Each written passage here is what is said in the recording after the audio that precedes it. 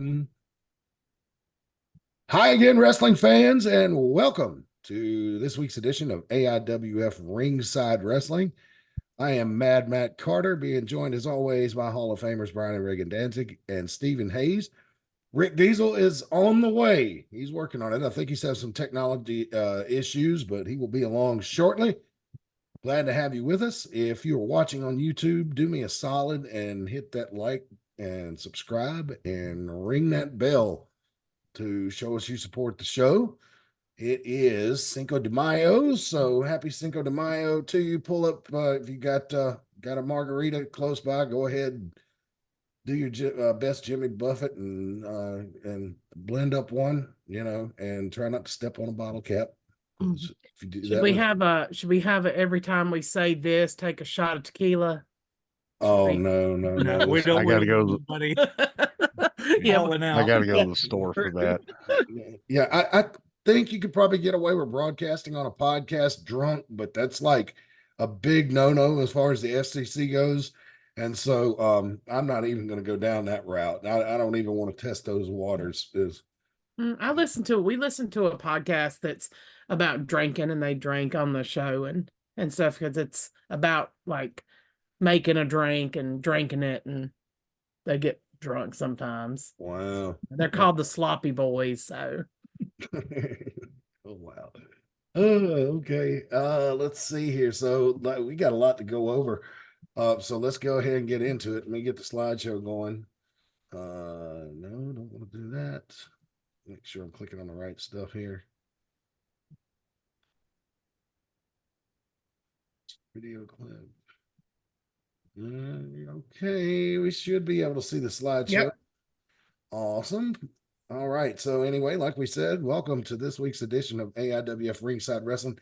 If y'all see Rick Diesel pop in, let me know, because the control panel, I cannot see anything. All right. So or how would y'all know? I wouldn't know. Yeah, I got to figure out something. Bigfoot. Hey, Rick Diesel, if you can Love a hear song. me when you get, let me see here.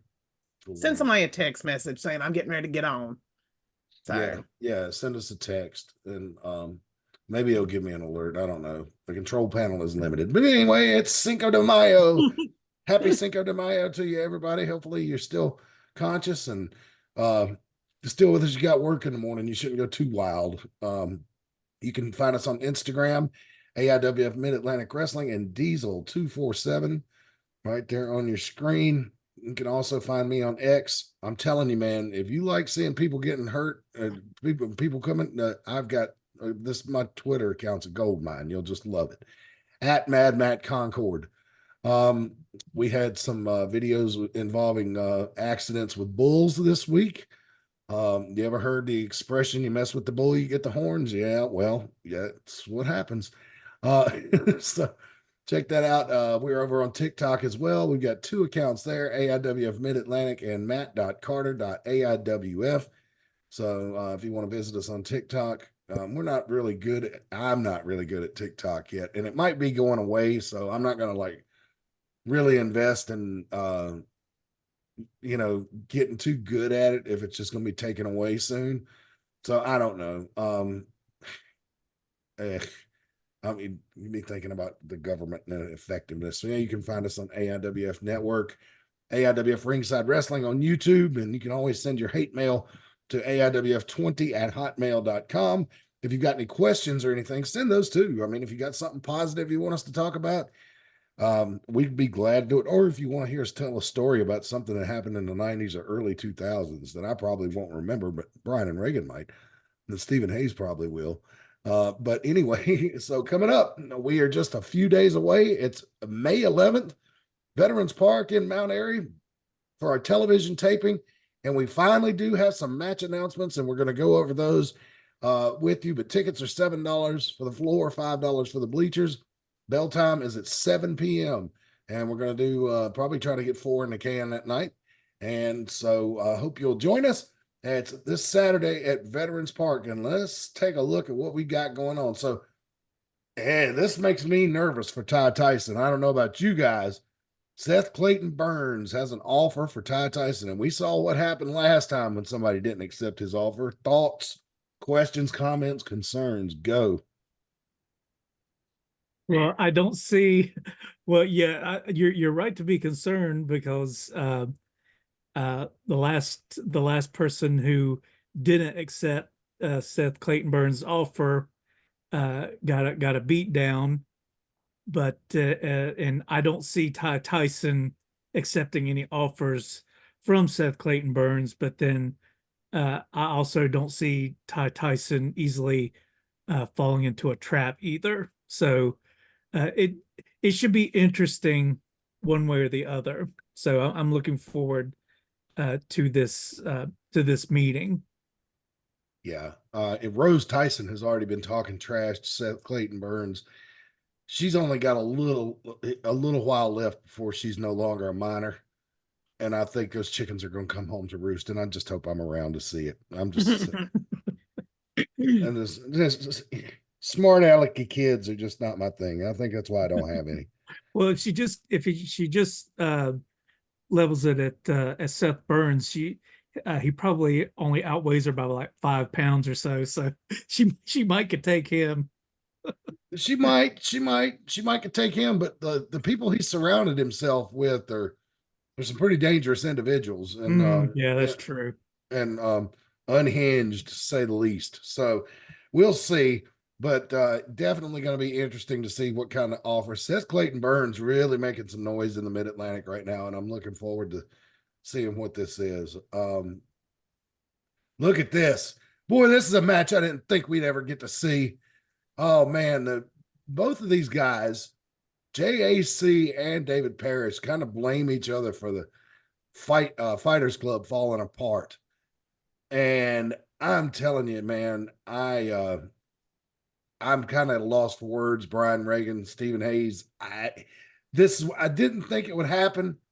The caption says we all knew it would happen one day, and I was like, I don't know. I thought JAC was done with the Mid Atlantic for the foreseeable future, but before he goes to Japan, he's coming back to handle some business with David Parrish, and I am looking forward to this. Yeah, he's got some unfinished business, and he had sent Azrael to take out David Parrish, and he didn't get the job done. You know what they say, if you want it done right. So Jack, before he goes to Japan, he's got some unfinished business here in the Mid Atlantic he wants to take out David Parrish because, yeah, again, like I said, he blames Parrish for the end of the Fighters Club, and I'm sure David Parrish, like you said, he blames Jack, in which, I mean, Jack was the leader and it fell apart under his rule. So, he's got a point, but then also David Parrish left, and that kind of, once that pillar was pulled out, it kind of all crumbled after that. And the thing is, though, that David Parrish is not the same David Parrish of those days. He has grown tremendously as a wrestler. His move sets are getting better and better. He has bulked up. I mean, he was littler. He's put on some muscle. He's looking great in the ring. I'm not sure that Jack realizes the evolution that we have seen in David Parrish since the Fighters Club fell apart with that. Now, that being said, Jack is a different Jack. Jack is tearing up the indies. He is in really good strength-wise. It's almost like, even though it's the same people, it's two different people coming together for this match because of the changes they've made in this past year. Yeah. I think we got Rick Diesel joining us just now. But anyway, so there, we're looking forward to it. David Parrish. What did it say? No. Wrong name, Rick Diesel. Rick Diesel. Wrong name. You can change it. Who was that masked man? Yeah. All right. So let's keep it moving here. Corey Edsel has a note for the Mid Atlantic fans from his therapist. he will read it in the ring on May 11th.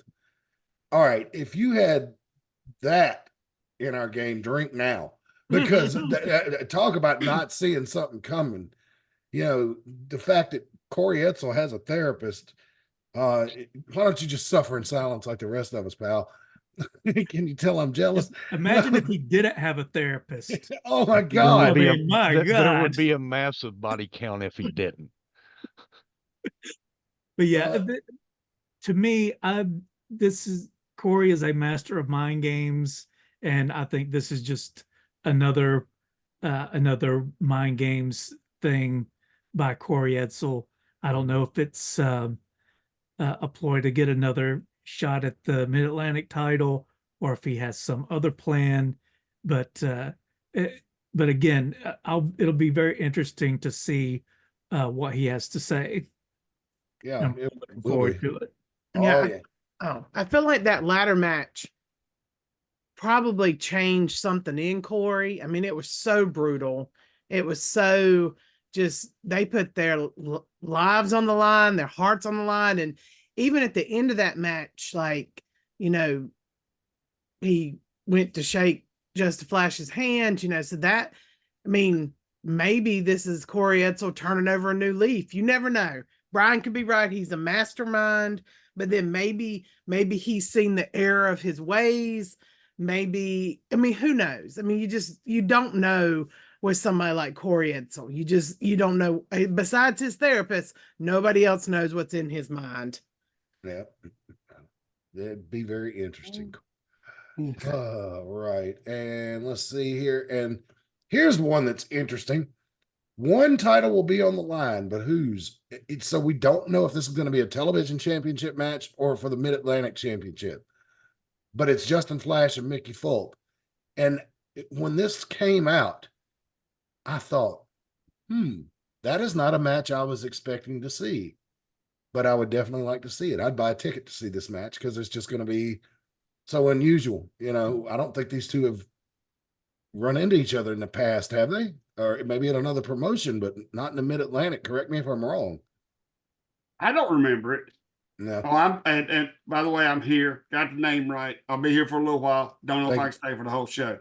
It's warmer weather, so I've been building a chicken coop all day.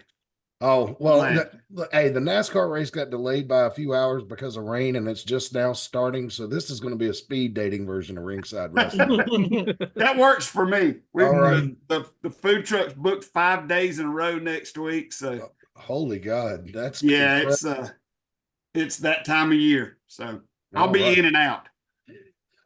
So the thing, yeah, go ahead, Brian. The thing I find interesting about this matchup is one title on the line, but you don't know which one.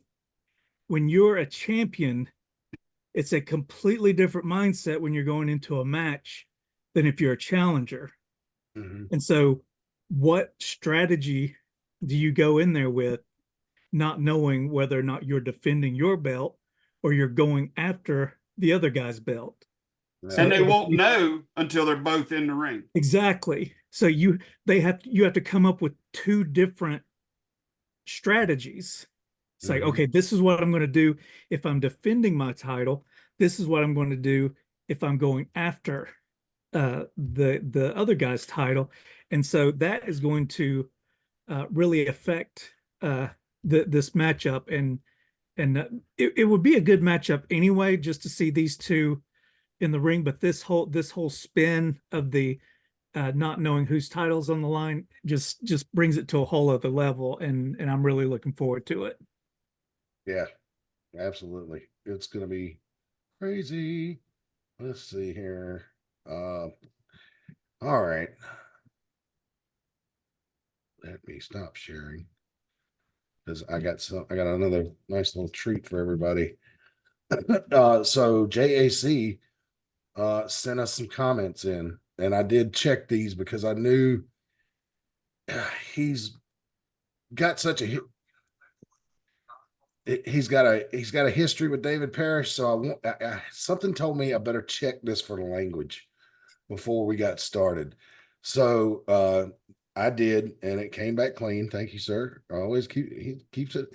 He's an angry man, but he's professional. I got to give him credit for that. So, but let's check it out. JAC sent in some comments about David Parrish, and if you didn't think it was personal after you listened to this, I think you will. Check this out. Can you see him? Mhm. Yes. All right, and let me know if you can hear him. You remember this, Y'all good? David? Yeah. Mhm. All right, here we go. Do you remember this night? I remember it very vividly. I remember we had a plan. We wanted to win the Don Carson Memorial Tag Team Tournament so bad. That was our plan. We wanted to do it together. We wanted to be some type of tag team champions together since we were kids, David. And what'd you do that night? I didn't walk out on you. You walked out on me. Your brother, the guy that's had your back since we were in middle school. Remember that scrawny kid that got bullied by everybody? And then big J-A-C came into your life. And what I do, I held your hand and I carried you the whole way. Nobody's had your back like me. But you turn your back on me? On me. For what? Because you grow some royal freaking conscience? What the heck is wrong with you? You think you're going to make it in wrestling by having a conscience? What have you been doing for months? Losing matches. What have I been doing for months? I've been wrestling the best wrestlers on the freaking planet. What did I do last week, David? I wrestled the current AAA champion. What did I do last week, David? I wrestled the current IWGP Global Champion. How's the NWA going for you, David? But you want to make excuses all the freaking time. That's all you've done your whole life. Excuse after excuse. Does Daddy need to come home and hold your freaking hand? Because that's what I'm going to do May the 11th. I'm coming back to AIWF. And no, I'm not coming to hold your hand and be your friend and to guide you again. I'm coming to whip your ass for turning your back on me. Turning your back on the guy that's had your back since day one. And I'm going to whip your ass. And I'm going to do something no one will ever forget.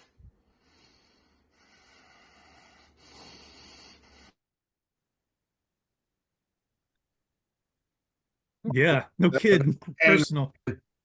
Yeah, that is a very angry man. Mm-hmm. And I don't know, but where JAC is, there's usually a lady named Clara not far behind. So David Parrish, better be ready, buddy.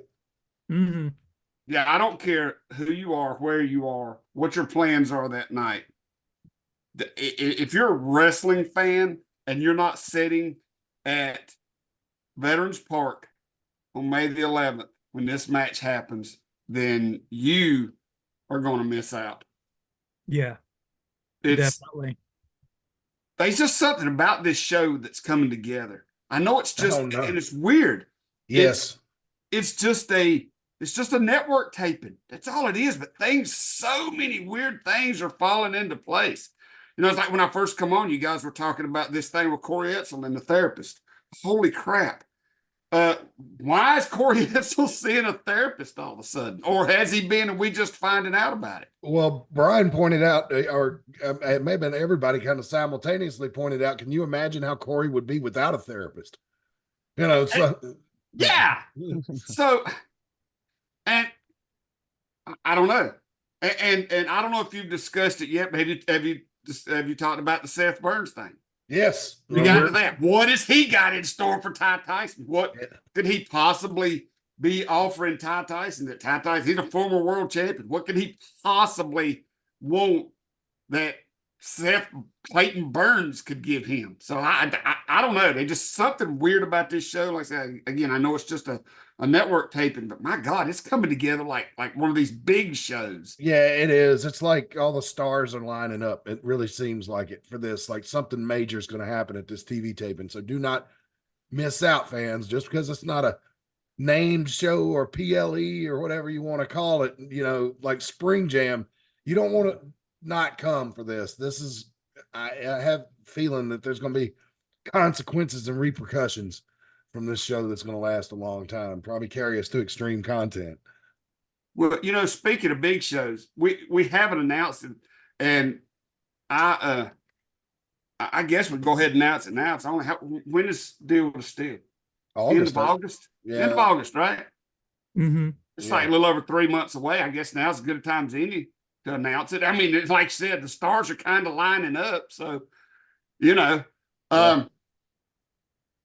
booked for Deal with the Steel. We'll go ahead and say it now because it's got to come out eventually. You might remember him as Heath Slater.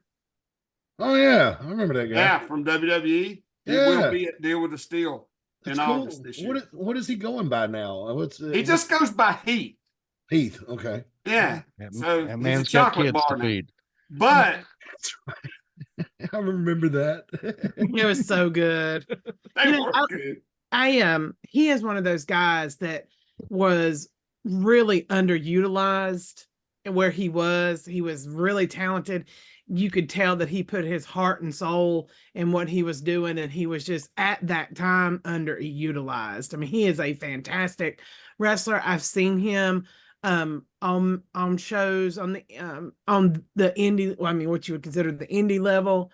Like he's putting ass in seats, and he's he's doing a really good job, and I enjoy watching him. So I'll be excited. Maybe I can keep my markdom down. We'll see. So, Well, we will be announcing in the next few weeks who he'll be wrestling at Deal with the Steel. So that's that awesome. cat is still in the bag for a little while longer. All right. But also, I find it funny though, Rick Diesel. Real quick, let me make a point here. How Reagan said he was underutilized. All right. So I guess we have two different definitions of underutilized, because he was with Wade Barrett and Nexus, and they were on top in a feud with John Cena. Him and his partner, the guy from South Africa, were multiple time tag team champions. And then he went over to SmackDown and was on top with Wade Barrett in a very similar group to Nexus, which we all joked at the time was Nexus Blue or Nexus 2.0, because it was the same guys doing the same shit, just under a different name. But look, the dude, I'm telling you, at the end when he did the whole "I've got kids to feed," I agree. It's just like, and it kind of petered out, and he went away.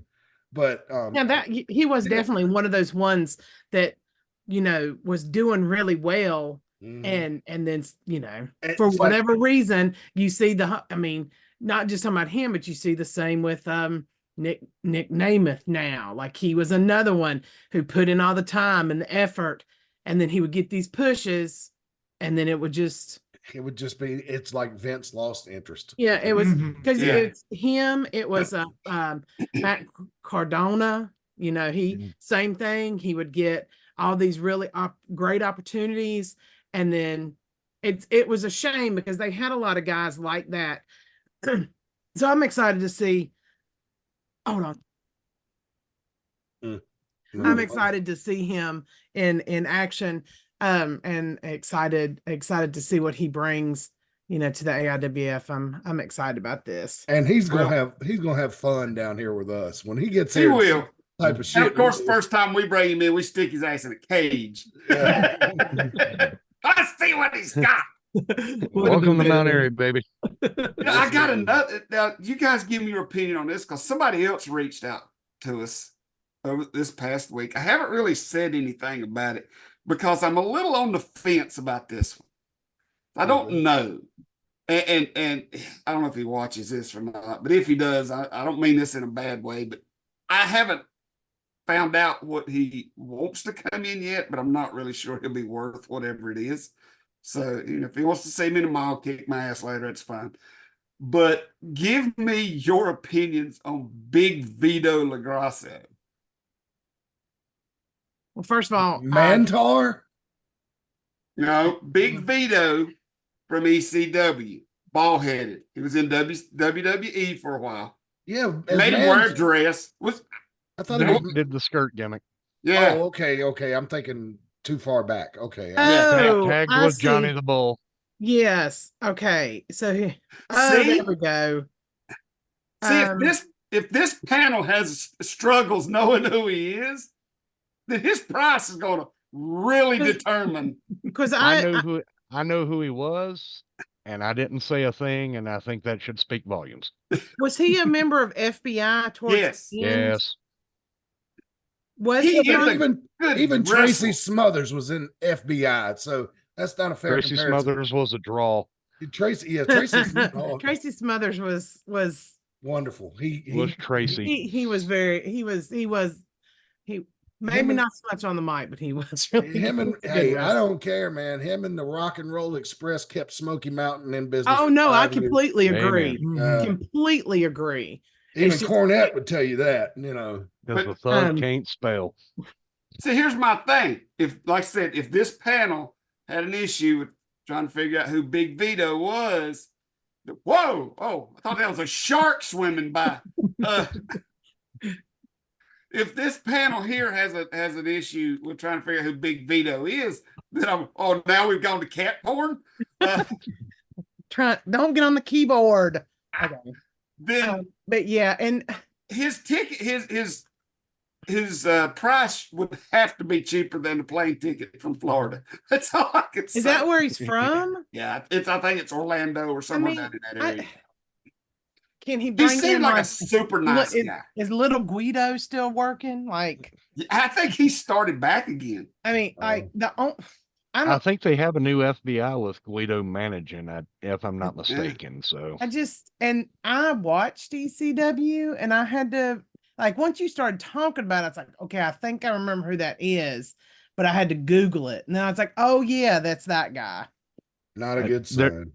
there's talent there. You would get a good match, but as far as people, what you're talking about, people remembering who he is to use the name to help draw, and I'd like to say hello to Vicky. Vicky, That's out there him. is Can you watching. see him? Hell yeah, I remember him. Yeah. Can you please stop? That cat man knows you guys are really involved in something with this device, with this puzzle magical Stop. device. That But cat- I don't know. Like I said, I'm on the fence about Big Vito. I'm not really sure if that's going to work out. We'll see. I don't know. It's your It call. would be But if you could get other people from that era, maybe if like there was some kind of package deal to be able to say, hey, FBI invades AIW. Yeah. But I don't just know. not Can't get Johnny Tracy Bull. Smothers. Huh? Well, Can't get unless- Tracy Smothers. And we don't need get zombie and Johnny Tracy the Bull's Smothers. out. Johnny the Bull's out. Hey, like- wasn't Tommy Rich in it for a while? yeah, and he's back on the scene. So no FBI. I get it. All right. Well, and he might, like Stephen Hayes says, he is probably a great worker. He probably is. can do really Yeah. well, but like maybe we're wrong. I've been wrong before about I would people love we to be brought wrong. in that I thought stunk, but then they got there and I saw that the crowd reacted to them and I changed my opinion. Well, we've put it out there now. We'll see if anybody says anything over the next few weeks that watch the show. anytime a question comes up about an investment that this promotion has to make for something like this, I always think about it. This is corporate America has taught me to think this way. If this were my money, would I do it? And so 99% of the time, the answer is going to be no if you ask me. So I'm not the best judge of that because my brain immediately goes there and I'm thinking, here's my wallet and it's going to be way lighter after this. No, don't. So I'll tell you what, I had the same reservations when we brought Stevie Richards in that time. yeah. And he was a super nice guy. God, yes. Help set up chairs. I know it. Did he draw? I don't think he drew. He didn't like draw over the top. There was diehard fans that did come to see him. And he had a hell of a match. Super nice guy. Great in the locker room. Would I bring him back? I don't. It all depends on the circumstances. Well, he And don't that's have the way I anywhere to come. He understand lives in Spartanburg now, doesn't he, or Atlanta? I don't know. I think it was Atlanta then. I'm not sure Yeah. now. Stevie would be a good one to do like a weekend seminar with. Honestly, That was like Shane Douglas. Shane Douglas was one of the best locker room people I've ever met. Mhm. I mean, he just let the guys gather around him and he just poured knowledge out to them. And he had a great match. but I don't think the ticket sales. I don't think the ticket sales reflected. That makes sense. Right. Yeah, I Yeah, think yeah. these days though, I don't know how many people are out there on the indies that's going to actually you're going to recoup what you Right. give on ticket prices. What it does for you is gets you eyes on your product on the internet. Right. It's Mhm. people searching out who are fans of that wrestler. Like, oh, he's still wrestling. Oh, let me see his match. Let's see if he can still Yeah. go. And they click on it, and then maybe they watch the next match, and hey, these guys are pretty good. That's where you're getting your return on your investment on a lot of these guys at this point. And right now, not talking about Shane Douglas, I do know. I mean, a lot of people right now, it seems like on the internet and I think it's since Paul Heyman was inducted. I see a lot of talk about ECW right now. I see a lot of talk Mhm. about like I've seen several articles about like the Sandman. I'm seeing all this like ECW talk that has just popped up.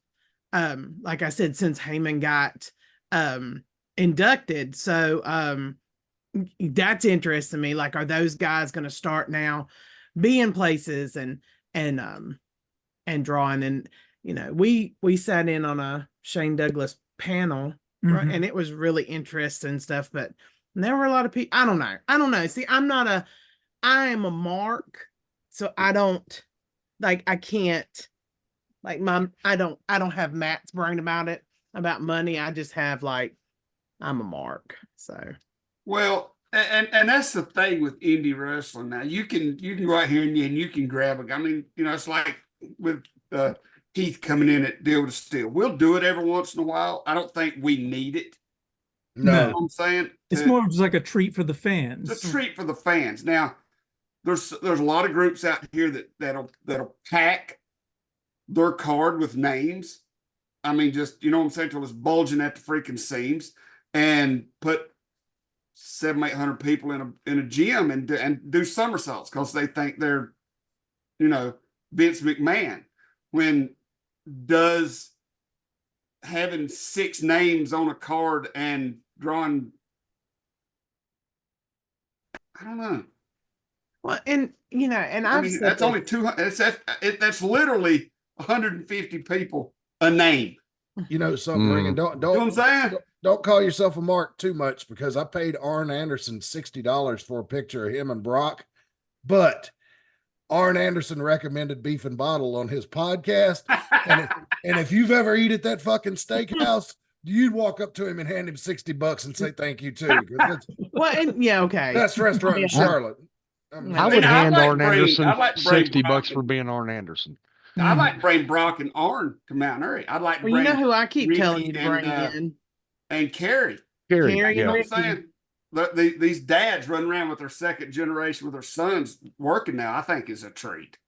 I would Yeah. love to see Mount Airy's reaction to all the troublemaking and stuff that Ricky has been doing with Carrie. I'd like to see how our crowd reacts to that, because they love Ricky Morton, and I don't Yeah. know how they would feel about this new Ricky Morton. Yeah. What is, have they switched to evil or something? Oh yeah. He's Oh yeah. Oh yeah. Hold on. Where was the very first place that Ricky Morton was ever a bad guy? well, WCW? technically it was WCW. Yeah. Well, It was here, Morton second. Foundation, Ricky Right. Morton. Yeah. No, that was Richard Oh, Morton. I'm sorry, Richard Yeah. Morton. Yeah. He also that's a did. different completely different. He guy. also did Richard Morton in the early TNT days. I'm sorry, TNA days, when they were just doing their pay-per-views. He was Mhm. also heel Ricky, because back then heel Ricky would always wear a suit. So, but So technically, as far as the indies go, up until here Yeah. recently, he was only heel Ricky here. Yeah, and I did And not he like. oh yeah, I wanted forgot that. about that. I did not He like it. wanted that bad. Remember, Brian? He Mhm, yeah. wanted to be with us so bad. Mhm, He'd come yeah. out in the ring smoking a cigarette. Yeah. I know it, and it just was awesome. shattered all my childhood memories, man. When he did that, and I was just, there were several years I did not like Ricky Morton because of that. because he He was a member of the family, baby. he came Yeah. out smoking that cigarette that night, and I was just like, well, god damn. You know, I don't know if I would have been able to handle that. That was before. hard. That was when we were just starting to come to AIWF. I don't think I'd have been able to handle that. It was not Puts easy. a smile on my face because I was a Midnight Express guy. So Hill Ricky, yeah. Yeah. Well, see, I like the Midnight Express too. That's the weird thing about that. When I was a kid, I didn't like the Midnight Express at first, but then I always reasoned it. Well, Cornette really does love those guys. I mean, he gives Bobby Eaton sugar right before he gets in the ring, and he hugs him, and you know, it's like you'd want somebody, and he's real quick to whack a motherfucker with that racket to help them. You know, it's wrestling has to be hard. Hill for life over here, man. It'd be good Yeah, to have well- Cornette in your corner. You know, I always thought it'd be fun to have Cornette You as know, your manager. I've said this before. Me and my friend were members of the Rock and Roll Express fan club. We paid our money and got our little stuff for it. So Did you get the record? The yes, Boogie but I don't know Woogie what happened to it. We got that and a poster and maybe a card or something. Because she took the poster and I took the record, but that was when I was like 5th grade, so it got lost over time. You know how much Ricky and Robert got out of that whole deal? $1. Not a damn thing. Fuck all of nothing. Yeah. And he has been very vocal about that over the years. I mean, you know, Well, I can't help that. That my 5th grade heart didn't know that. I just She know tried. She that- tried, Matt Carter. She tried. you know what though? I bet you if David Crockett sent them a check, Ricky would probably feel better about it. You know, to this day. But you know, Should I get my 20? I don't even know how much it was.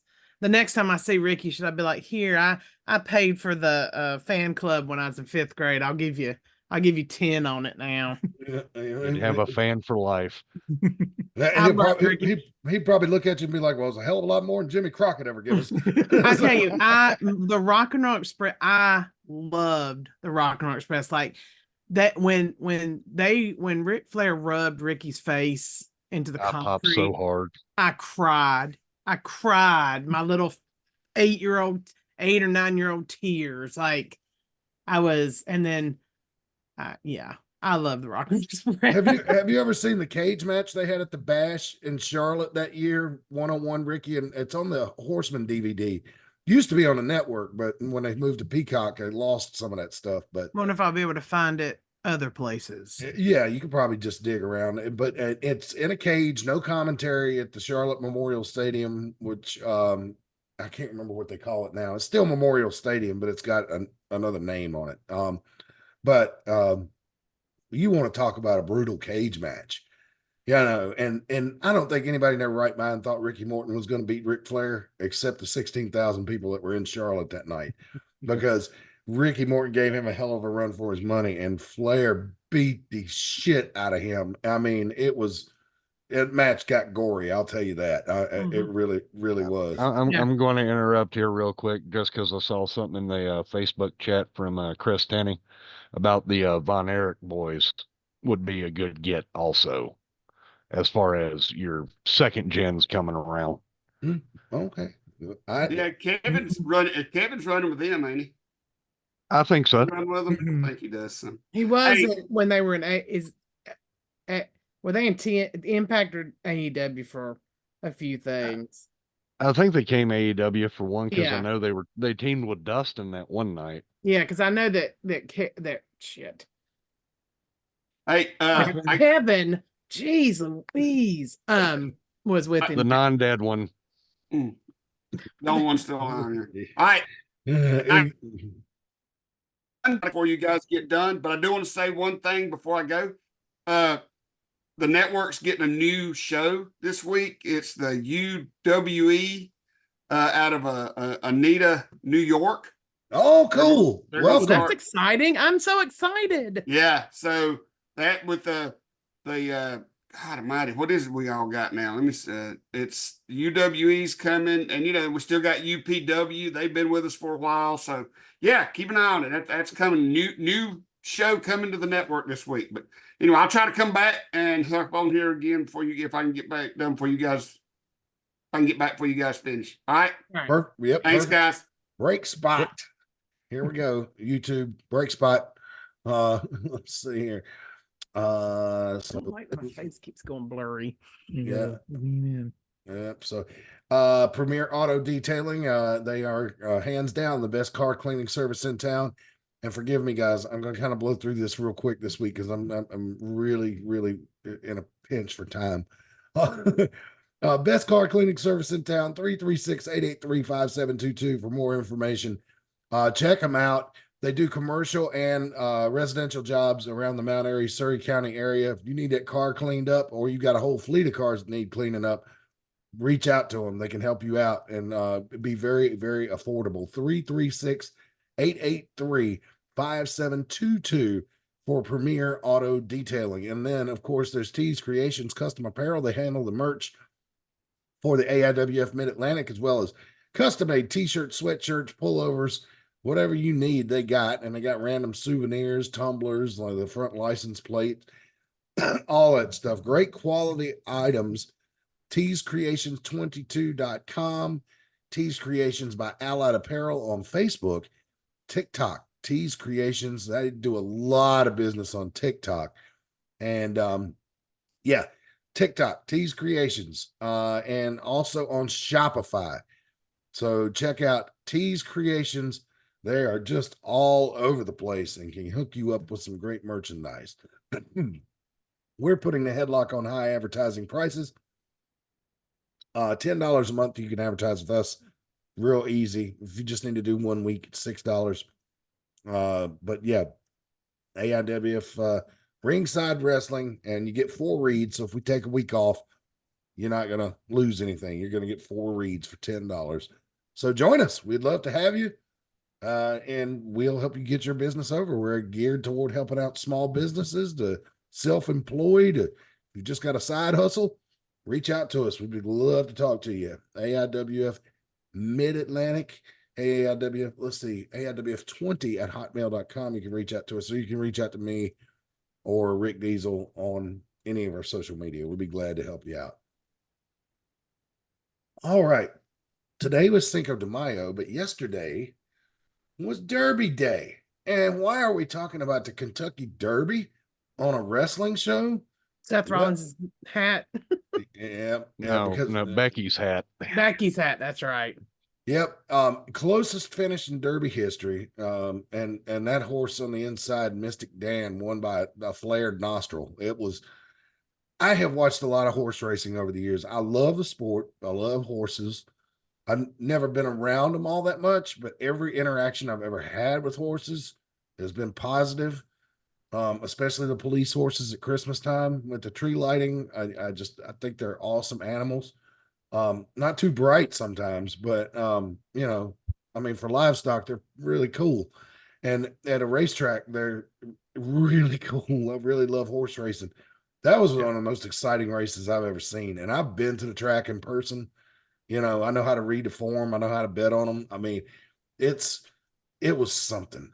But the wrestling related, good God Almighty, man. That hat. Woo! Becky Lynch has been dubbed by the people at Twitter as being the worst dressed person at the Kentucky Derby. I will not disagree with that. And I love you, Becky, but no. Compared to how normal Seth looks here, like after all these years of Seth's, outrageous clothes, and then he's just wearing a colorful seersucker, He looks like he's missing 3 dudes about to burst out into song. He does look like one of those. But I wish I could see the rest of her outfit. One Simpsons parody account said that Seth Rollins was dressed like the guy that sold Springfield the monorail, if you remember that. Yeah. Meanwhile, the Fifth Element over here beside him. Yeah, man. Man. I know the hats are crazy there. I know that's but that's beyond Kentucky Derby crazy. This is where me and you are going to disagree, Matt, because just for the sheer outlandishness of it, I love that hat. Yeah. I love that hat. I would love to know what it feels like on her head. Everybody's entitled to their opinion. Ain't nobody sneaking up on her with that mirror on her head. She can see them coming. That's, well, I guess I don't know. Shit, it's just. But yeah, if they will be remembered. Yeah, I just look yeah. the Kentucky Derby to me. It's a great afternoon at Churchill Downs. Most people are there just to party. The place is packed. They have 12 races on the card that day. And the Derby is either next to last or last. I would imagine it was probably last yesterday because they ran it at like 7:00 Eastern. And so I imagine it was number 12 on that card for the day. And the Derby is the biggest horse race in the world. And if you go to a horse track, most of the time there'll be a race about every 30 minutes. There are so many people at the Derby wagering so much money. And I'm not even talking about online. I'm just talking about there at Churchill Downs that they have to have an hour between the second to last race and the Derby to allow everybody to get that time to get their wagers in. If that gives you any, and you can do it by computer and automate it, but they still have to do that. So it's incredible. And it seems like a nightmare to me to be around 160,000 people at the horse track. Oh my God. And most of them not even paying I would attention. suggest if you're a reader, this is older, but Hunter S. Thompson does a really good story about the debauchery that goes on or used to go on at the Kentucky Derby. That is a great read. Like it's very interesting. It can't be no worse than the infield at Darlington in the 50s. Possibly. This is like, yeah. If you're a reader, find the Hunter S. Thompson article. It's in his books. You probably find it anywhere. And read about it. So it's probably the 70s but it's an interesting historical look into it because some people just see the hats and the pageantry when they don't see the, blowjobs in the parking lot in the infield. Yeah. Yes. If you ever wanted the definition of a damn hat, that's it right there. That's a damn hat. All right, boy. Woo-wee. But anyway, love you, Becky. I'm just, woo.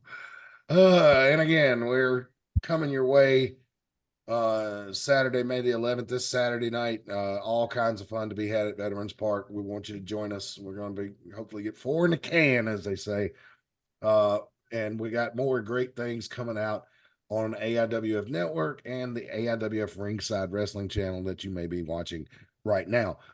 I have to say that I'm very glad at I'm starting to see some more. The fan cam videos are starting to get some more traffic and starting to get some trolling negative comments. So thank you for watching. Yes, there have been some really nasty things put on the Ringside Wrestling YouTube channel with some of the matches. So thank you for watching, everybody. And taking your time to comment. Yes, I mean, because that takes effort. I mean, these motherfuckers were writing paragraphs talking about how bad the wrestling was. So thank you. Roll in the dungeon.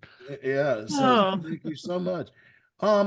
So a couple of posts from independent wrestlers have come out over the last week that I would just like to get your opinions on. One, and I'm not going to mention any names because I don't want to hurt anybody's feelings, but I think it needs to be addressed. 2 weeks ago, a wrestler that has been seen around the Carolinas made a comment that the promoter, in addition to whatever appearance fee, pays the wrestler, also should give the wrestler, access to the video and allow them to edit it and publish it on their own YouTube channel. So my opinion, when I heard that, I was like, okay, I understand where you're coming from. You'd like to be able to edit your own videos. But I'm like thinking this person is young, so I'm going to give them a wide berth to figure out the world. But basically what you're saying in a comment like that is the promoter is to provide you a ring and a building to wrestle in, pay you for your appearance, and then surrender the record of that show to you for you to make a profit on. So the promoter gets nothing in return. Right. I know people like to say the promoters screw the boys, but that's like some Full Metal Jacket stuff, banging a guy right in the rear end and not even having a common courtesy to give him a reach around. I mean, I just thought that was completely out of line. I understand where the guy's coming from, but if you work for the WWE, they give you a pay. They pay you for your services, but they own the library, right? Right. You know, and I mean, I know the independents don't work like the WWE, but independent wrestlers don't wrestle like wrestlers in the WWE either.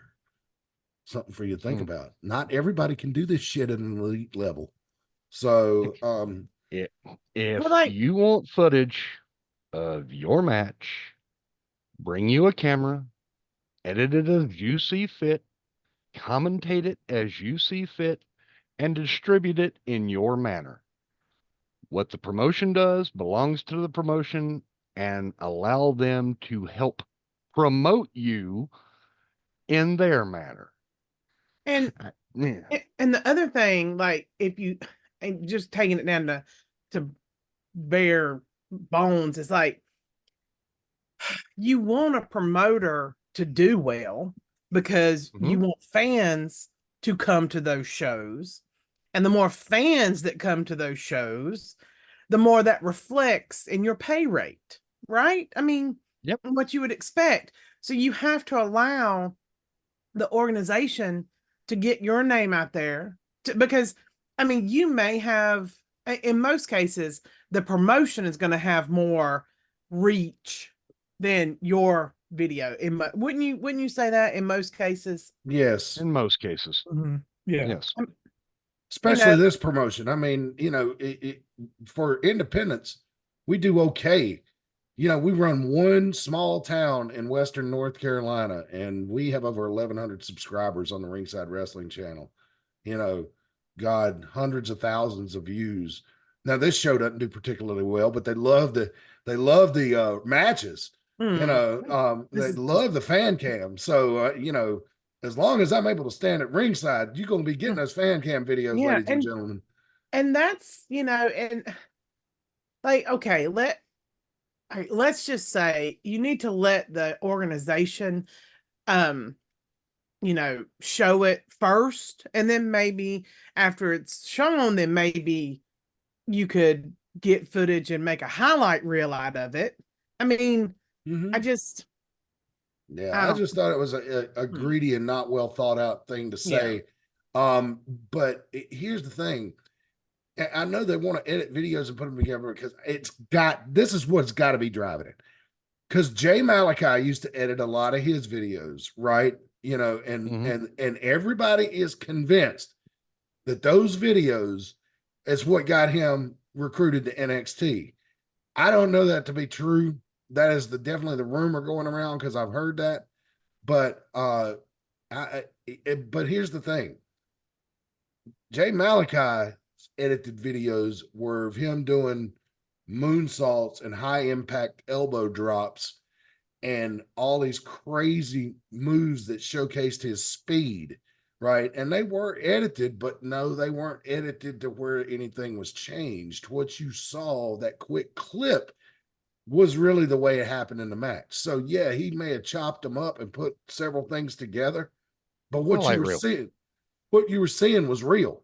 It was a highlight reel. Yeah, exactly. What I'm seeing these other motherfuckers out here doing, and excuse me for calling y'all motherfuckers because I'm a little bit, this kind of made me a little hot. Color manipulation, showing shit in slow motion, and stuff that's not really that spectacular. You walking around the ring does not equate to Jay Malachi dropping a damn elbow off the top rope. It doesn't. I'm sorry. I'm trying to get, I know I'm kids, young people in the wrestling business. You're like, who the fuck does Matt know? He's been in the same promotion for 25 years. Yeah, but I do know a lot what doesn't work. You know, so right. I'm just saying, speed is your key. Jay Malachi is in NXT because he is fast and he is precise. You know, and so you don't believe me, watch his matches. He had another one on Level Up. The man has not lost on TV yet. Well, except to Ilya Dragunov.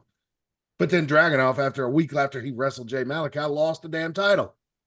So, Are these two related? Maybe. I mean, I don't know. But yeah, so anyway, I need to call him Javon Evans. I need to get away from Jay Malachi because that's his moniker now. Also, I saw something else on the same line this week. Some independent wrestler that I'd never heard of, which is most of them. Unless you come through the Mid Atlantic, I probably hadn't heard of you. I'm sorry, it's just the way it is. And it's always been that way. Have I not been consistent in that since the 90s? Yeah, it's very consistent. I watch AIW. That's your MO, man. I watch AIWF and WWE and don't really give a shit about anything else. I tried to watch AEW, but that didn't work out. Still like Sting's last match. That was a fun night. Yeah, just seeing Greensboro full. Some guy posted, I want to wrestle, but I don't want to wrestle for $20. Can you believe that? Like, okay. All right. Okay. I got a list of I've got a list of promoters I'll send him. I promise you, you won't get $20. Yeah. You won't get $5. Yeah. Or you'll get $5 for the two of you. You'll be lucky to get a hot dog and a handshake. Yeah. I mean, I can't tell you the number of shows. Now, even when I was struggling financially, that I did just because I loved it.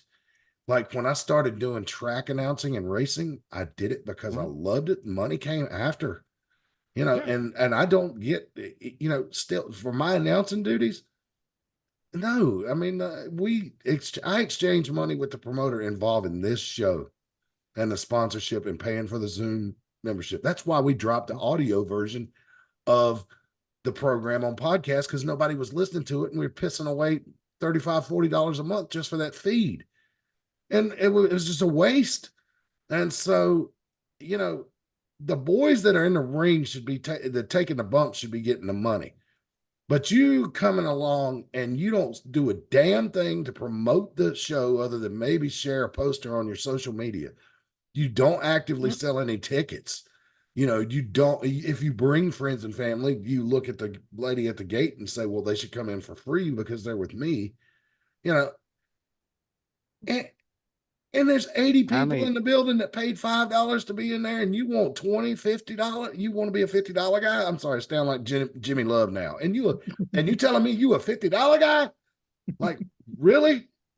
Okay. I am a firm believer in people being paid for their time, but I'm also a firm believer in being paid for your worth. Now, I wrestled multiple promotions, and I hate to use this comparison, but it's a crack dealer. First one's free. Let me show you my worth.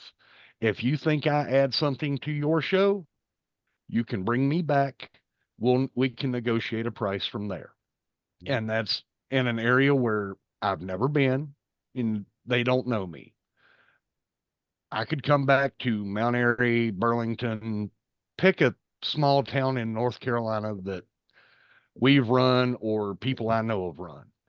If the crowd knows me and you know what kind of draw I'm going to be, offer me a fair price for that draw. And we can go from there. Until you've earned it, accept what they're willing to give you. And there are a lot of organizations out there who will be like, pay exorbitant amounts, in my opinion, for indie wrestlers. But how long can an organization sustain that kind of level of pay if you're not putting ass in seats? So you have to think about this. Like, if you're asking for $50, are you bringing in more than $50 worth of people? You know what I'm saying? You bringing in 100. Yeah. Mm-hmm. And that's the thing. And yeah, there are organizations out there that are going to pay you more than you've ever made on the indie circuit. But let's see how long they last or how long it goes. Hey, brother, didn't do so well in the door tonight. So I know I told you 50, but I'm going to have to give you 30. And then the next show, hey, brother, I know I told you I was going to give you 30, but we didn't do so well on the door. So I'm going to give you 15. And then, hey, brother, we're not running shows anymore. Thanks for the work. I mean, and all, I Mhm. mean, you know what? It sounds like I'm being funny, but everybody on No. this panel has heard that exact sentence. The Mhm. exact sentence. Yeah. And the I, thing I, is, I won't go ahead, Brian. Sorry. my thing is, if you insist on a price, then that's fine. If that's your price and that's your bottom line and you will not wrestle for less than that, then good for you. If you can find promotions every single weekend that's willing to pay you that amount, then go for it. God bless you, man. God Right. bless you if you can. But chances are you're not going to find a promotion every weekend that is going to pay you that price. So a lot of the weekends you're going to be sitting at home Yep. and you're You not going to be could- honing your craft. There are a lot of guys who are now in the WWE on their way to Japan or working AEW that started in an indie who was paying them $20 or less. And they were doing it. They were in there. They weren't doing it for the money. If you're doing it for the money at this level, then just go get yourself a part-time job No because shit. you are not going to make money at this level, at this No. point. You are honing your craft. You are getting to where you can get up to the level to where you can make money Mhm. at it. Look, At Adam this Page point- is an AAW former world champion, Brian, and I was on a show with him where he got paid with a hot dog. Mhm, It's exactly. called paying your dues. Right.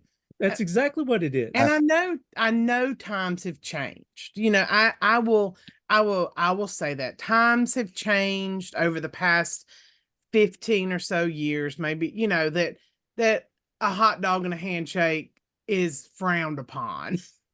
But And the like, bag of chips, best match bonus. yes, I mean, but jokes aside, like you have to start somewhere. Mhm.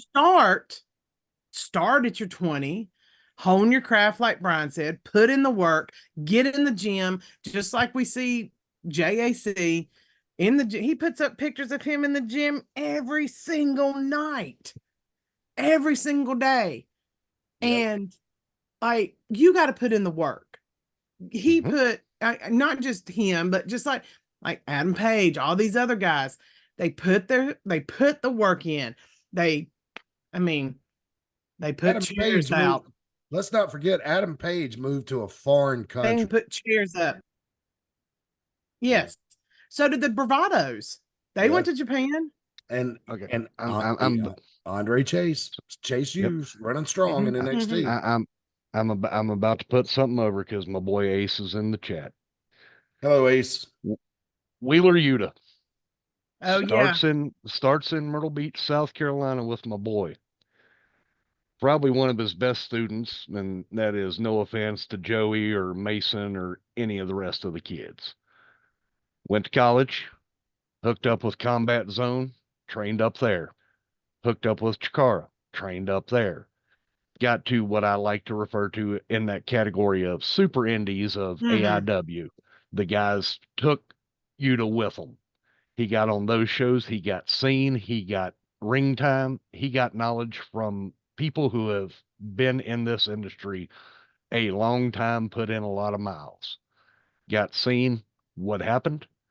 Boys on national TV with some of the biggest names in the industry at this time. You know what was funny? You know how I found out he was an AEW, Stephen Hayes? Hmm. So I saw his ass walk out on one of the first episodes, and I was like, that's shoot name. I know that guy. He did the hot dog commercial with us, you know, and Yeah. and he worked several shows. Nice kid. Can't say that I really got to know him. I just knew him as one of the Myrtle Beach boys, you know, and so I had his graduation match for C4W down at the beach, and he didn't know I was coming out. just- what a nasty surprise.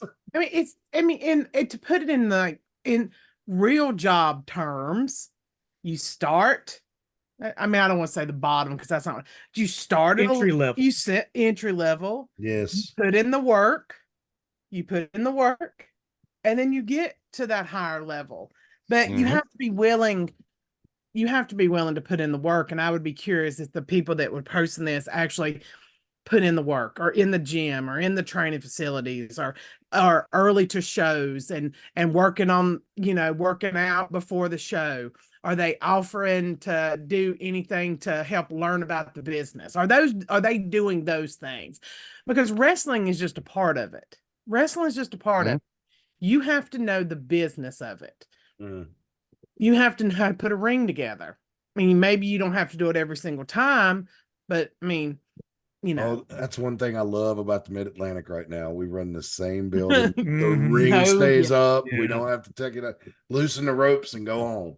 Mhm. Yeah. Jealous of you guys right now. Jealous. Yeah, I mean, I know, man. Oh yeah, that's I can't even I can't even remember how many times it was just a handful of people putting up that ring with the spring in the middle of it. Oh God, and you know what's funny now though is the one time a year we have to take it down for the Fiddlers Convention. Everybody's like, hey, that Darren will put out the word the week before. Hey, everybody, just hang back a few minutes after the show and help us take the ring down. And you got like everybody on the card. That thing comes down in 15 minutes and is over in the Mhm. corner. And then Darren's like, okay, anybody wants to show up early and help put the ring back up after the Fiddlers Convention? And he usually has to go in Nobody. there a day early Nobody. and put it up by himself. So I there's just still think back so many times on that old one of how many Lowe's trips did we make before a show because we had to repair it. yeah. Mhm. Mhm. Yeah. Yeah, that old Yeah, one with that's spring, and that got destroyed in a hurricane, I believe. So it ended Mhm. up in South Carolina and got left outside by somebody down there, and destroyed by a hurricane. So, and that Mhm. was probably the best thing that ever happened to that ring. Yeah. So, But God yeah, showed basically mercy. though, but the thing is with these kids who are one who don't want to wrestle for $20. Again, if you don't want to, that's fine. Sit your ass at home while everybody else is honing their craft and taking it seriously. But um the thing is, what you do, well, like Stephen Hayes said, show them what you got. If you Mhm.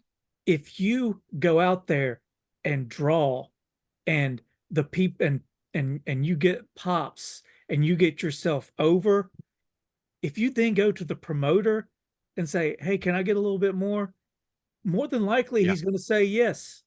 Like, yeah, you're out there, you're over, the crowd likes you. Yeah. Or and who knows, I mean, this may not happen very often, but sometimes the promoter just starts paying you more if you're Yeah. worth it. But if you think you're worth it, ask them. Yeah, And the worst they can do is say no. yeah, But yeah, that's what you got. You got to earn that money. and it's such a good feeling when you do it because let me interject something real quick, Stephen Hayes. A story when I went to Star News, right? When I went to Star News, uh Azal told me, she's like, you're not going to get rich working here. And I was like, I don't want to get rich. I enjoy the work. And she's like, okay, well, we'll pay you $6 an hour.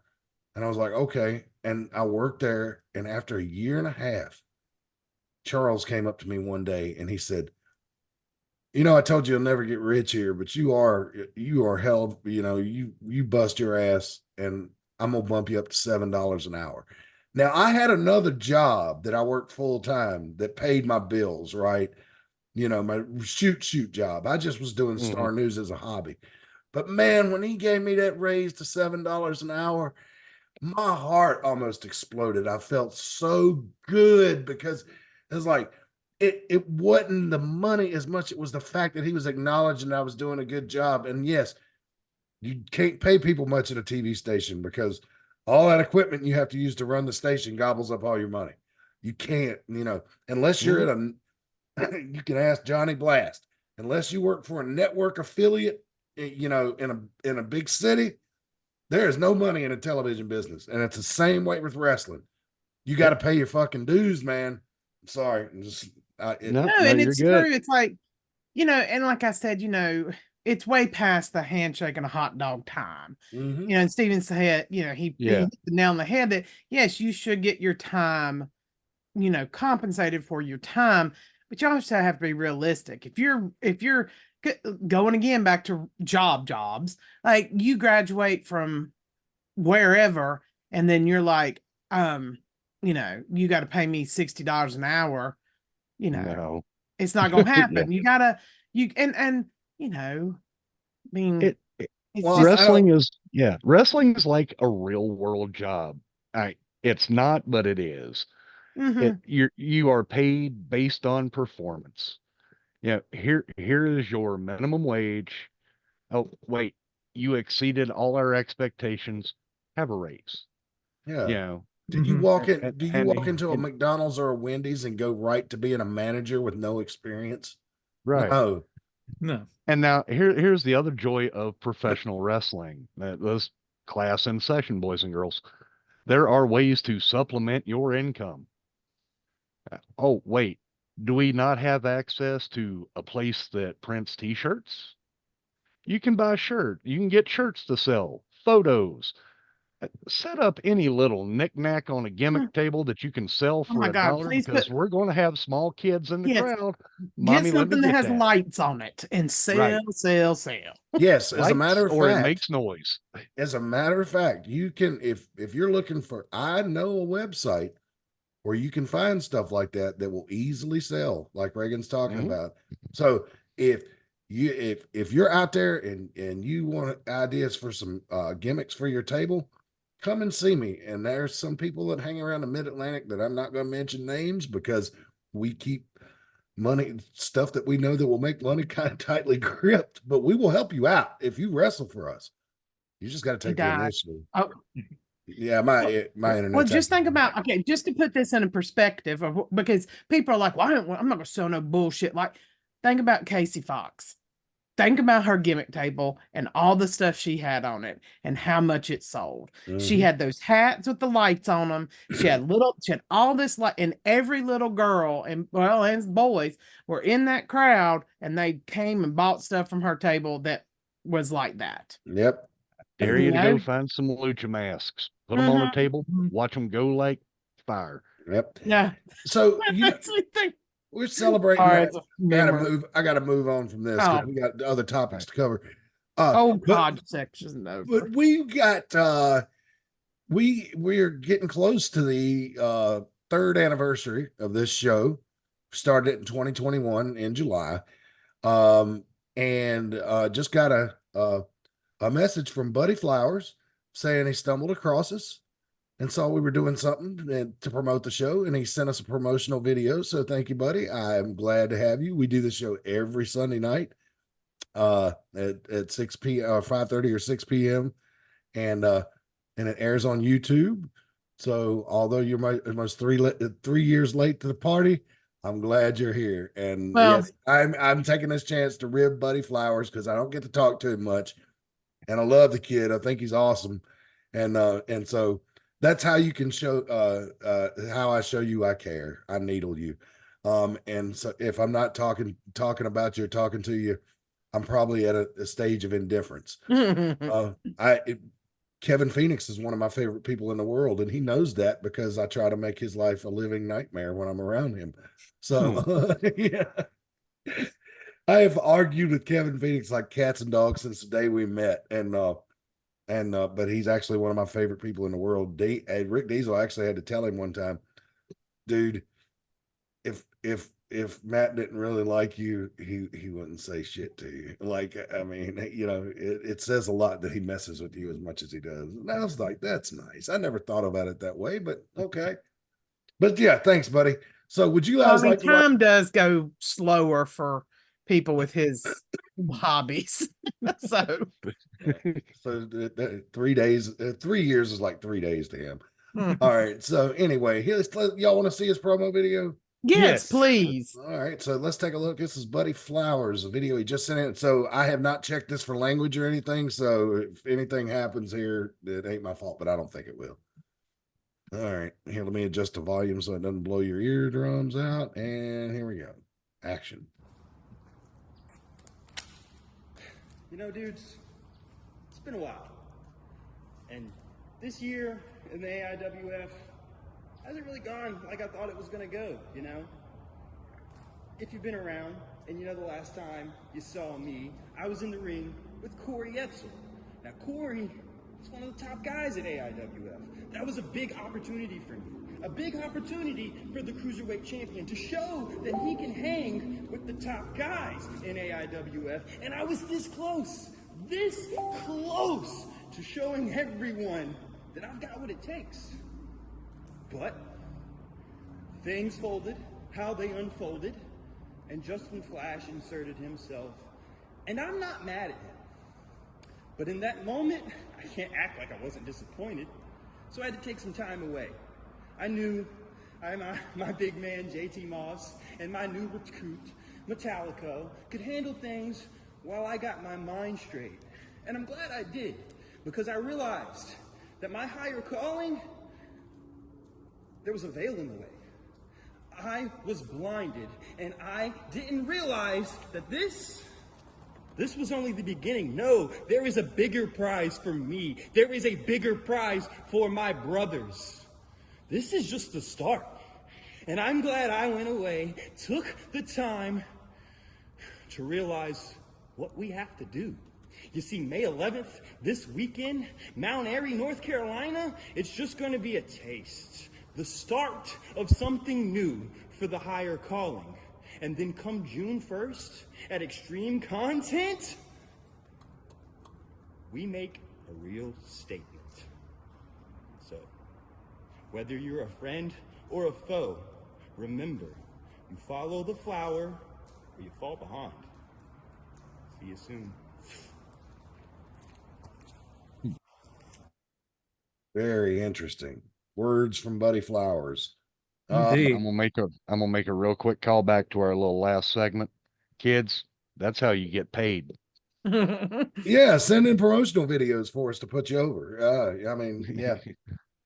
He's always been good for that, though. Buddy Flowers, going as far back as I can remember, has been doing those promo videos. He might not send them directly to us, but they go up on his social media, and he does talk about the show. So, Buddy, keep them coming this way. JAC sends them. Buddy, you sent them. Joe Harrison sent them before. And if I'm forgetting anybody, Mickey Fulp, although Mickey Fulp, threatened to shoot somebody in one of his, so I didn't air it. Yeah, I don't. Justin Flash has sent one to it. Sent some to us. Yeah. So that's definitely. And look where they look at what they have in their hands. All those people. Championships. All champions.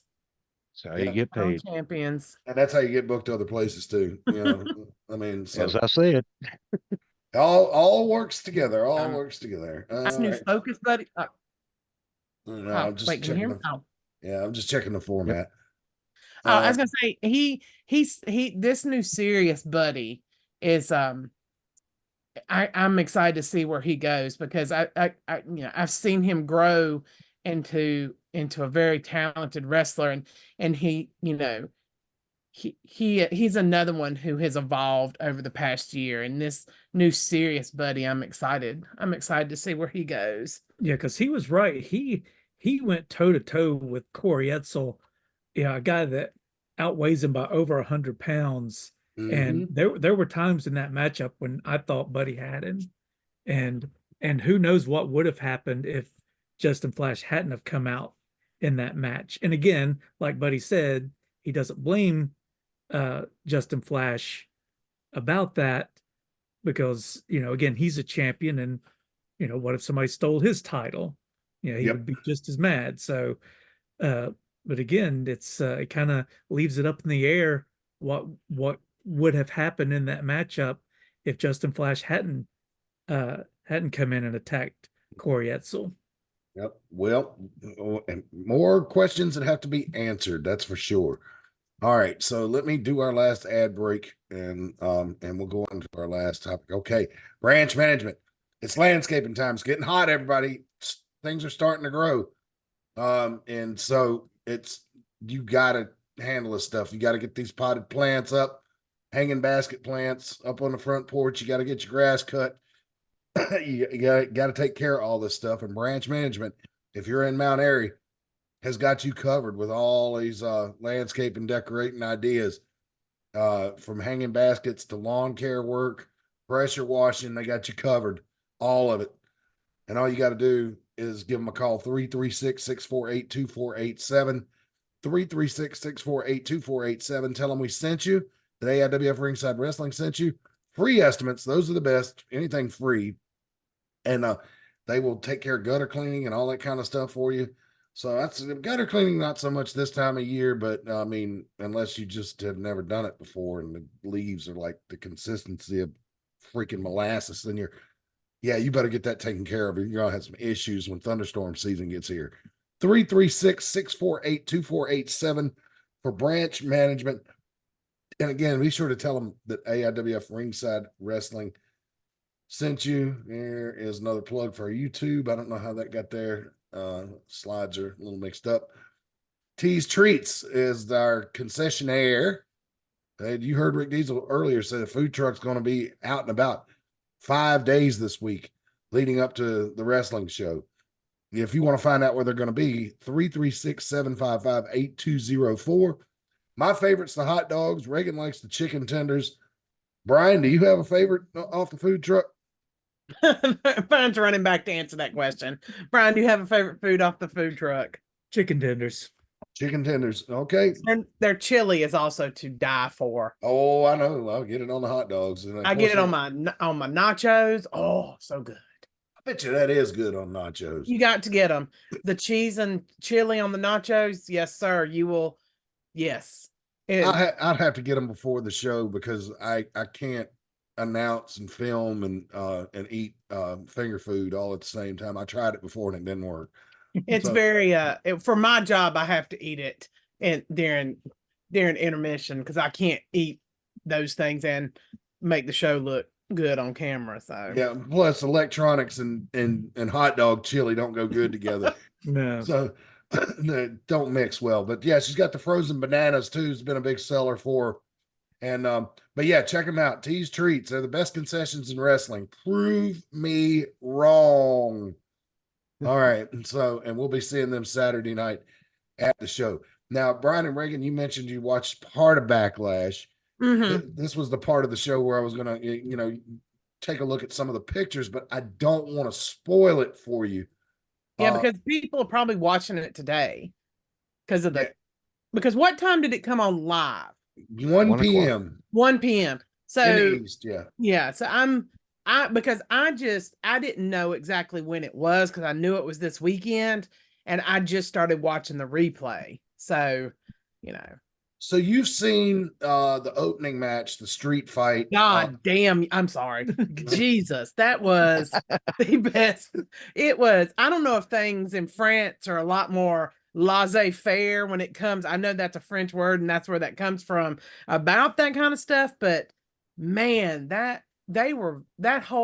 three match were just full of violence, just beautiful, beautiful, well done violence. So the first time I ever saw Florida, I'm going to tell a little story here, but it's going to make sense.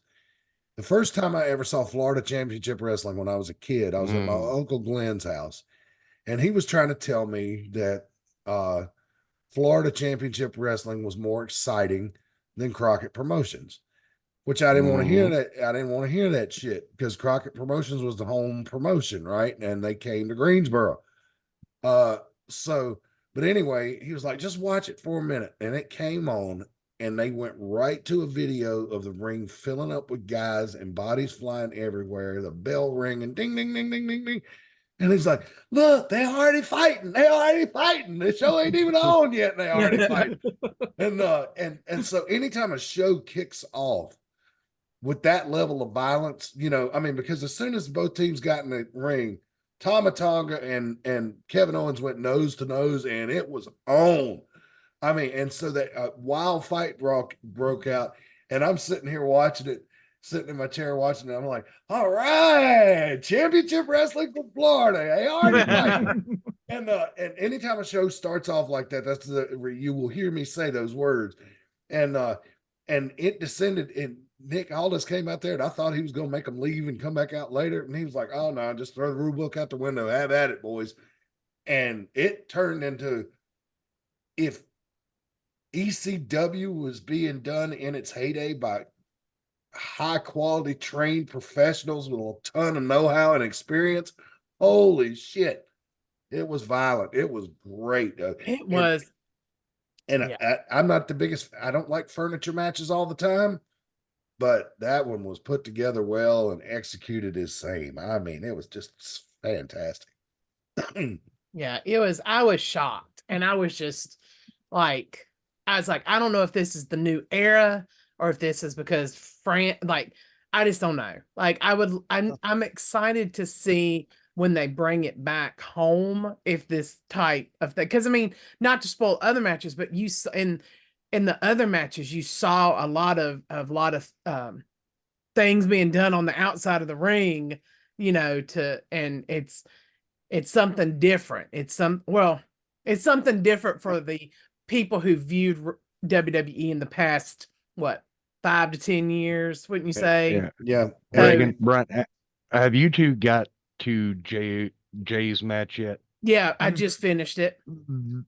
Greatest entrance ever. Mhm. And then the bell rang. Well, I look, as much that first match was freaking awesome. We got Haku's other son, I understand now. Gorillas of Destiny, baby. Gorillas of Destiny. Well, I'm telling you, it was weird. Like the beginning of that match, the bell rang. Well, no, the bell didn't ring. And I remember thinking, wow, there's no control of this match already. And Corey Graves made a call. Dan Engler, you better get out of the way. And he was telling the referee to get out of the way. And I was like, damn, Dan, poor Dan's already lost control of this match. But they got it back on and it went through and it was great, whatever. The second match on the card, what was that? It was Trinity. No, I'm saying her real name. Yeah. Naomi Right. Bailey and Tiffany Stratton. I thought that was, look, normally I'm kind of in the Cornette camp on this. If I see a 3-way match, like if Mickey, if somebody if I get handed the card at Mid Atlantic and I see 3-way match on it, I'm always like, oh Christ. Wonder what's on the truck. Yeah, and this will be the match I need to go out to the truck. But no, I normally don't like them, but they actually looked like they were in a struggle. Like it was not pretty. It was a brawl. Tiffany Stratton hit a couple of her beautiful moves, but she got her ass kicked in this match. She did. Which I gotta say, that's one thing I like about Tiffany Stratton. She's a trained gymnast, was on the U.S. Olympic team, I believe, or national team or something. I know she was on the U.S. team. I don't know if she went to the Olympics, but she was on the U.S. team. So I don't know. I'll tell you what, they did something to her that was similar to what they did to Logan Paul at WrestleMania. They put her in there with a couple of vets and they kicked her ass for 20 minutes and she took every bit of it and she gave it right back to them. So, say what you want about Tiffy time, but man, she is proven to be one tough bitch, man. Good for her, man. She's tough as nails.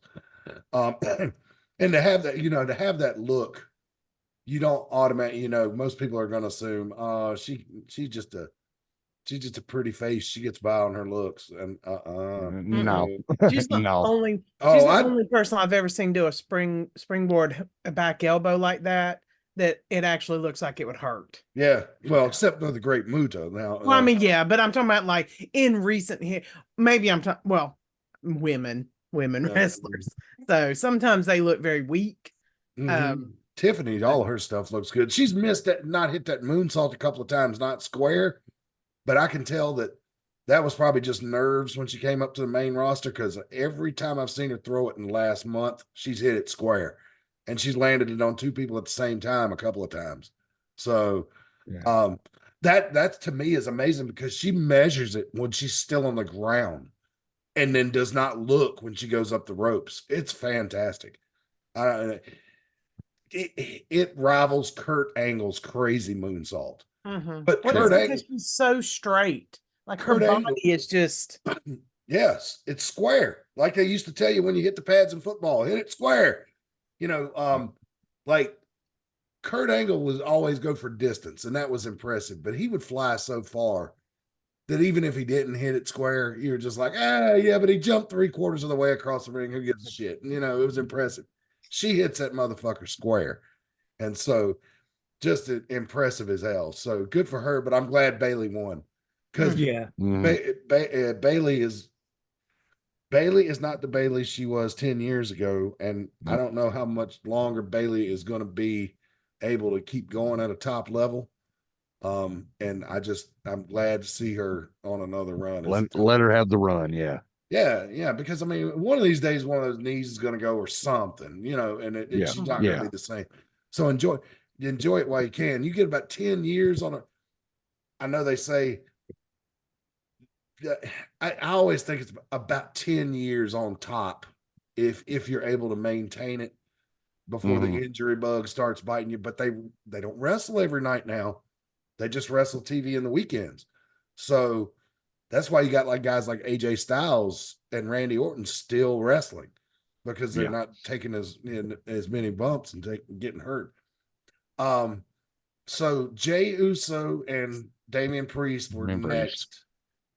The internet's really, really hounding Jey, and I tend to agree. The Uso that I have grown to love over the last 10 years, not as a tag team wrestler, does not seem to be working out. Yeah. I mean, he gave Damian Priest an okay match. Oh, see, I thought it was a great match. I thought it was a good back and forth. I thought I really enjoyed it and thought it was pretty impressive. I thought he gave Damian Priest as much as Damian Priest gave him. I thought it was a good back and forth myself. Well, I thought the match started out weakly, but by once we got a little more than halfway through, I think they started getting the momentum and it became better. But yeah, the opening was was pretty rough. Maybe I need to give it another shot, because I was doing laundry at the time. Yeah. And when it got started off all clunky, I was just like, oh man, fuck. Here we go again. It's WrestleMania all over again with Jey Uso. And so I really wasn't paying attention. I'll give it another shot.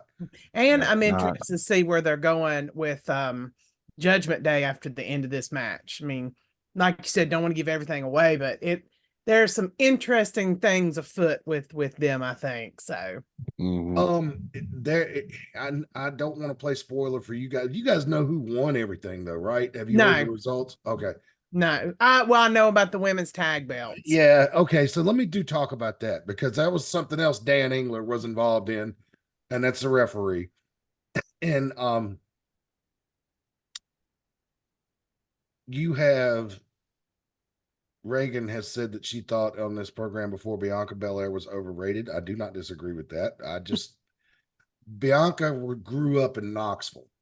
So I envision, and if I ever meet her, I'm going to ask her, did you, any of your grandparents or uncles or anything tell you stories about wrestling here in the fucking 70s when Ron Wright was running loose, and then, the Fullers were running the area, the promotion at the time. I wondered, if she grew up really being aware of wrestling and the history in Knoxville. She may not have. I don't know. She was a track star, but she overcame an eating disorder. So you're a Southerner, you've overcome adversity, and you're from a very awesome wrestling territory of the past. That's three things you got going for me. So then, of course, I made up the story about Shoe Baby being gifted to her by Dutch Mantel, and that's what she uses in the braid. And I thought you were serious when you first said it. So that's I'm going to tell her that I told people, if I ever beat her, I'm going to tell her I told people that and had them believe me.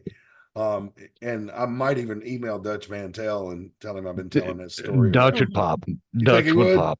Oh yeah, I might send him an email. But anyway, so then you got Kairi Sane and Asuka. Asuka, to me, maybe the finest female wrestler ever lace up a pair of boots coming out of Japan, maybe ever in the world. I mean, at least at one time, maybe not anymore, because I mean, come on, we're all 10 years older than we were when she showed up. And she's gone full Muda and half Joker. You can't even see her face with her paint and her makeup anymore. She looks like a otherworldly creature. Kairi Sane tiny, but man, she can jump. And you know, and if you need to sail someplace, there's your girl. So, but Jade Cargill to me needs reps and needs them bad. I'm telling you, I think she needs the Dominic Mysterio treatment. I think they need to put her in there in these tag team matches every freaking night. Tell them they're going 20 minutes and she's got to take the heat every night. And just let them girls beat her ass until she learns it and gets it right. And I'm not saying she's going to let them. She's got to fight back, of course, but keep her in there with experienced people and just have Bianca go out there and stand on the apron, do the old Larry Zbysko wooden Indian thing, you know, just let Arn do all the work. Come on, Hoop. Come on, Hoop. So, you brought Hoop into this. Who's he looking at? What? Oh, sorry. He's checking out a girl in the front row and watching the match at the same time. Robert Gibson invented multitasking in wrestling. Yeah. But you know, and I feel bad saying this about Jade Cargill. I don't want to put the mouth on her. She's a Southerner too, but you guys watch that match. I don't know. Yeah, you're right. It's about reps. It's about reps. I called it on Facebook bowling shoe ugly. And then they got to the press conference and they're all like, "Oh yeah, girl, we have arrived," and all this kind of stuff. And I was like, we all saw that match. You know, I don't know what else I expected them to say, but Jesus. Just to kind of put it in a perspective, like they look like beasts. They're huge. They're imposing. But think about like those days of WCW where it's the two huge guys they bring in that are supposed to be, you know, so great. Maybe you can give me a, like, I don't know, just give me two big guys that they would have pushed, but they were sucky. That was big. But you know what I'm saying? Like that whole idea of like you got these two big, I'm gonna say guys, because they're big and they're muscular and they look good, and then you put them in the ring and you're like, ugh, what is going on here? Yeah. Why not just give them a few months to sharpen up, and instead of going up, because I mean, what are they supposed to do? You know, the bosses tell you to go out there, you go out there. It's the bosses who need to be pulling them back and letting them get some experience before putting them on the big stage. Yeah. But I'm just curious. And to answer your big guy question, Reagan, it was the Master Blasters. Oh yeah. There we go. They were dirty. I mean, it's just, I mean, just kind of talking about a big guy that took several gimmicks to get over. Kevin Nash. Kevin Nash had some of the worst gimmicks ever in I mean, even Vinny Vegas was terrible. Yeah. And, you know, look at how much he had to go and grow through and, you know, work out a character. And then but he slowly made that who he got was. To stand at he got to stand at ringside for months and watch Shawn and Razor. And you learn. And maybe one day she will be fantastic. I mean, and she probably will. She's really young. She's got a great body. I don't mean it like, you know, I'm talking about like fit wise. She's put together. Yes. And they look good as a tag team. Like they look good, but you know, don't high voltage it or any of those guys like there that. It was. Yeah. My very high voltage, My whole thing was if somebody with the credentials of Asuka could not get a better match out of them, it was either it was a couple of things, you know, because with Asuka you got the language barrier, you know, and so I'm getting a little bit inside baseball here, and I might need a backpack. I'll just say it surprised me that somebody with the experience level of Asuka and Kairi Sane could not drag a better match out of that. You know, and maybe it's because they slowed down, but I was sitting here thinking language barrier, it has to be, you know, but I don't understand because like There's nobody on Like- that roster that's not from Japan that speaks Japanese, and they still always seem to get through it. Mhm. It's So it's- play to strengths, hide weaknesses is I mean- really just what needs to happen. It is, and it's somebody they need, like, just like Matt says, and what Steven said, you gotta be in there with someone who can teach you. Like, Mhm. because you can go through the training and the performance center and all that stuff, but you still gotta put in the time with people who teach you how to look yeah, good. and this was Jade's really her first high profile televised match in WWE. I mean, I know she was in a Royal Rumble, but that's a battle royal and it's real easy to cover up any shortcomings. And she was at WrestleMania, but she stayed on the ring apron for the majority of that match. And then But this time she was in there and she was getting her ass kicked. And so it's just, I think it's like, ooh, like all these things were in the bright spotlight of the WWE that still missing. Not that can't be fixed, because I think she's like truly having, like, she's got people helping her now, whereas she did not have any guidance in AEW. She has been very clear about that. And Right. so I think she's going to be fine. And I do think that Asuka and Kairi Sane as champions has gotten stale. So I think it was a good idea to go with Cargill and so Bianca. I just, because I don't watch, and I'm always very honest. I usually only watch the pay-per-views. What other women tag teams are out there for them to take on? Katana Chance and Caden. Is it Caden Carter and Katana Chance? They were the champions Yeah. before Asuka and Kairi Sane. Shayna and Zoe. Yeah, Did Shayna and Shayna Zoe. go back to NXT? She might have gone down there for a match, Oh. but she's not down there. She wasn't drafted. At least I don't think so. I'm just curious because I'm just curious to see them with other people. Yeah. Like I don't want to crap on them yet. But yeah, I want to watch it because the last time I don't know. Sometimes the women wrestling in WWE isn't as good as I think everybody says it is. And then sometimes these are the people that kind of stick out in your brain like, oh yeah. But Yeah, I was trying to find an update on the draft, but I can't. It's not over until tomorrow. The draft picks lock tomorrow. Drafts and trades. Yeah.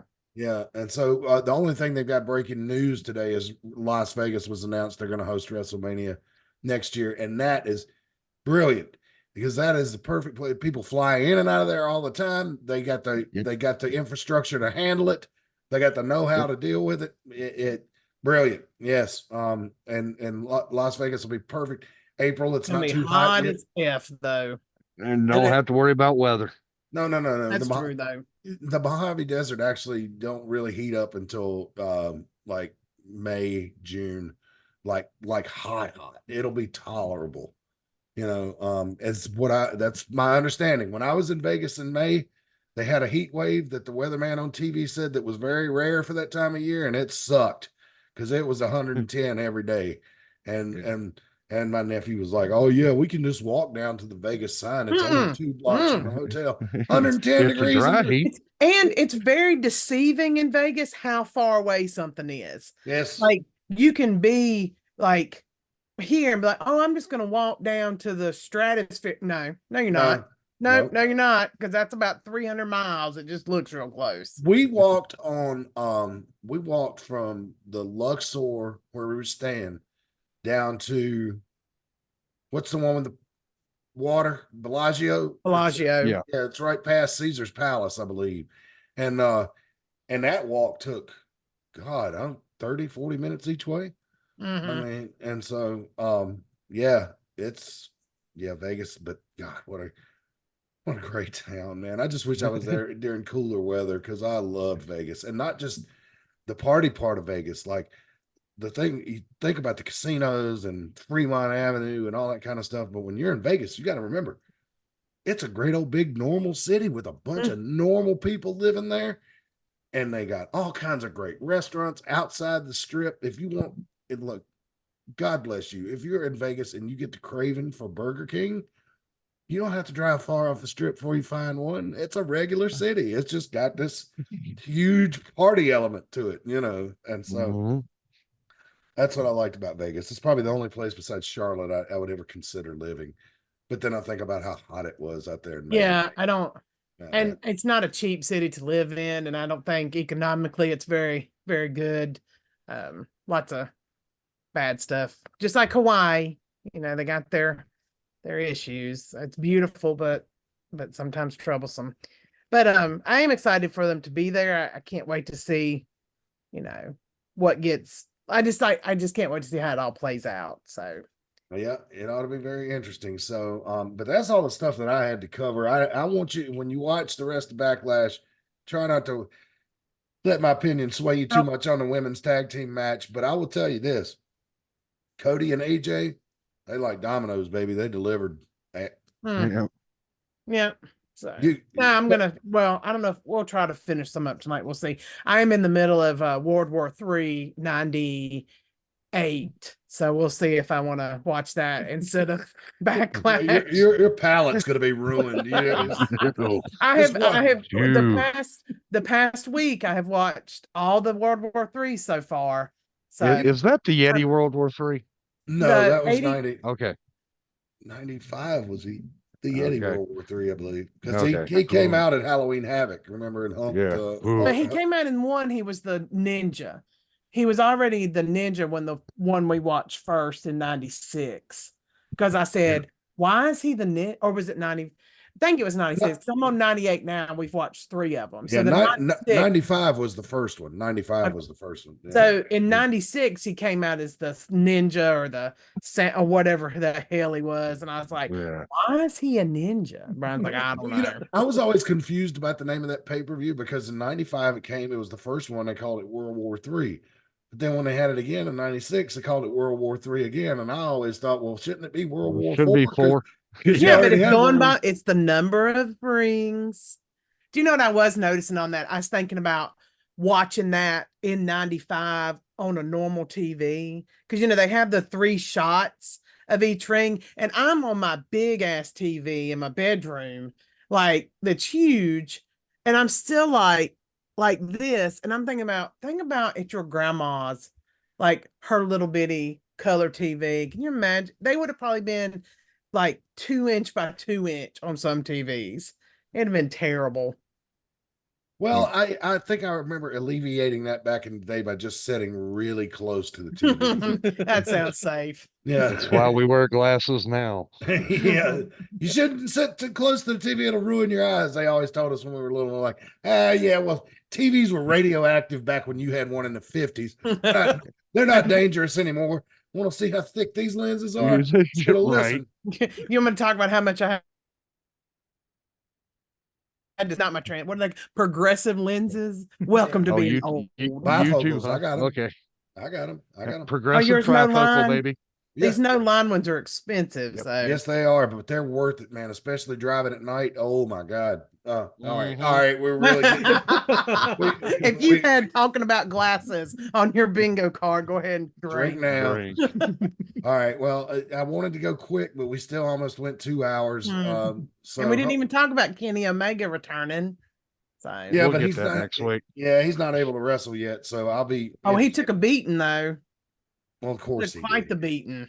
Yeah, because the Bucks are the new NWO. So they are. And I said the same damn thing. I said, I just had to sit through the NWO at the beginning of the show before I could watch the good matches.